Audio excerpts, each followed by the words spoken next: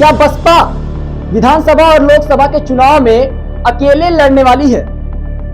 क्या लोकसभा और विधानसभा के चुनाव में बसपा किसी भी पार्टी के साथ गठबंधन नहीं करेगी? आखिर बसपा ने ऐसा क्यों कहा कि भाजपा जो है वो लोगों को ठग रही है, निवेश के नाम पे ठग रही है, निवेश के नाम पर जो है यूपी में नाटकबाजी हो रही है? ये सारे सवालों के जवाब हम आपको देंगे, लेकिन उससे पहले हम आपको अपना परिचय दे दें। मैं हूं विक्की सिंह और आप इस समय उत्कर्ष पत्रिका से रूबरू हैं। दरअसल आज जो है वो मायावती का जन्मदिन है और इसी सिलसिले को लेकर वो मीडिया कर्मियों के सामने प्रेस कॉन्फ्रेंस में अपनी बात कही। इन बातों के दौरान 5 बात नोट करने लायक है, वो पांचों को सिलसिलेवार ढंग से आपको समझाने की कोशिश करते हैं। सबसे पहली बात ये कि आरक्षण को लेकर तमाम जो पार्टियां हैं, चाहे सपा की बात करें, चाहे कांग्रेस की बात करें, चाहे भाजपा की बात करें, तीनों पार्टियों को कहीं ना कहीं बसपा सुप्रीमो मायावती ने घेरते हुए नजर आया। वो कैसे, मैं आपको बताऊं। दरअसल उन्होंने कहा कि कांग्रेस जो है वो लंबे समय से केंद्र में सरकार थी, बावजूद इसके जो है मंडल कमीशन तो कहीं ना कहीं लागू नहीं होने दिया, मंडल कमीशन के सिफारिश को लागू नहीं होने दिया, और वो भी कहीं ना कहीं जो आरक्षण का अधिकार है उसको छलने का काम किया, और वही काम जो है सपा ने भी किया है। उन्होंने भी अति पिछड़ा जो वर्ग है उसके खिलाफ जो आरक्षण है, जो उसको लेकर जो आरक्षण है उसको कहीं ना कहीं छलने की काम की, और इस समय जो मौजूदा भारतीय जनता पार्टी की सरकार है वो भी कहीं ना कहीं आरक्षण को छलने का काम किया जा रहा है। तो सबसे पहले बात उन्होंने कहीं ना कहीं, चाहे बसपा जो है कांग्रेस की बात करें, चाहे भारतीय जनता पार्टी की बात करें, चाहे समाजवादी पार्टी की बात करें, तीनों को घेरते हुए नजर आए।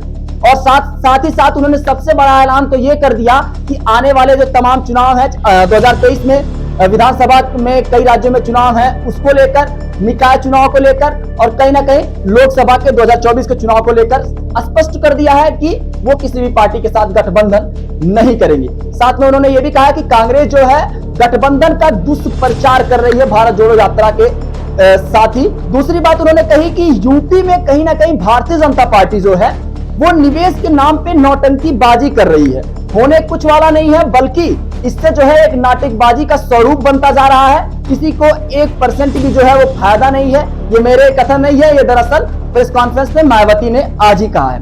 उन्होंने ये भी कहा कि लॉ एंड ऑर्डर के नाम पे किस तरीके से गलत काम किए जा रहे हैं, किस तरीके से गलत राजनीति की जा रही है, ये भी बात उन्होंने कहा। तो 2 बातें जो है, 3 बातें उन्होंने स्पष्ट कर दी। सबसे पहला ये कि आरक्षण को लेकर तीनों पार्टियां जो समाजवादी पार्टी, कांग्रेस और भारतीय जनता पार्टी का क्या स्टैंड है उसको भी उन्होंने क्लियर किया। साथ में ये भी कि आने वाले जो भी चुनाव है उसमें बसपा किसी से भी गठबंधन नहीं करेगी, ये दूसरी बात निकल के आई है। तीसरी बात ये, जो उत्तर प्रदेश की सरकार है, मुख्यमंत्री योगी आदित्यनाथ की सरकार है, निवेश पे तमाम तरीके के दावे करती है, लेकिन वो दावे जो है जमीनी स्तर पे कुछ भी साबित करने के लिए जो है प्रत्यक्ष या अप्रत्यक्ष रूप से सहयोगी नहीं साबित हो रहे हैं। ऐसे में 3 बातें जो है वो मेन निकल कर आ रही हैं सामने।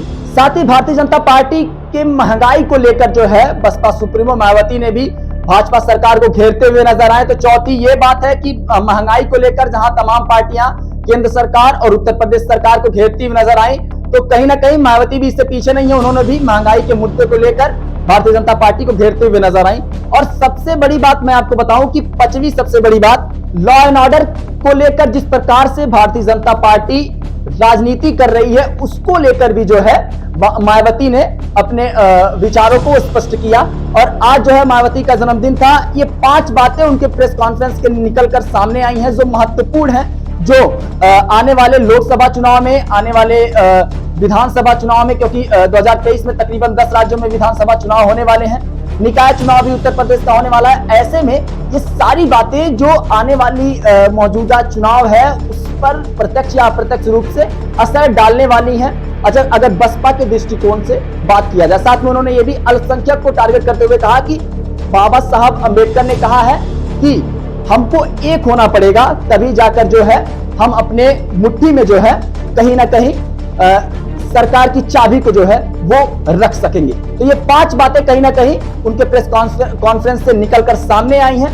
सोचिए, समझिए और समीक्षा कीजिए कि इन बातों में क्या सच्चाई है, कितना हद तक मायावती ने अपने स्टैंड को क्लियर करते हुए नजर आया है आने वाले तमाम जो चुनाव हैं उसको लेकर। बाकी ऐसे ही तमाम छोटी बड़ी खबरों के लिए बने रहे हमारे साथ और देखते रहे उत्कर्ष पत्रिका। नमस्कार।